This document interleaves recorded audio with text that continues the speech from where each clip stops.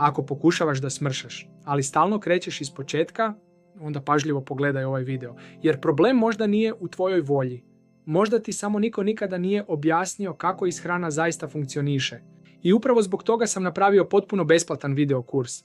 Godinama sam gledao ljude koji preskaču obroke, probaju razne dijete, izgladnjuju se i onda vrate sve kilograme nazad. I znaš šta je najgore? Što većina ljudi misli da je problem u disciplini, a u realnosti problem je što nemaju sistem. Kada sam počeo da učim više o ishrani i navikama, shvatio sam da male promjene mogu napraviti ogromnu razliku. Ne pričamo o ekstremima, ne pričamo o gladovanju, ne pričamo o savršenstvu.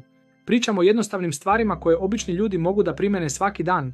I zato sam napravio ovaj besplatan kurs. Da ljudima konačno objasnim kako da organizuju obroke, kako da imaju više energije i kako da prestanu da lutaju.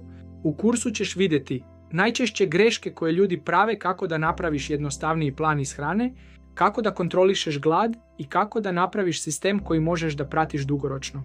Sve je objašnjeno jednostavno, bez komplikacija. Ako želiš pristup kursu, pošalji mi poruku odmah. Napiši samo kurs i poslaću ti besplatan pristup, bez obaveza, bez pritiska. Samo informacije koje mogu da ti pomognu da konačno razumeš šta radiš. Pošalji poruku i vidimo se u kursu.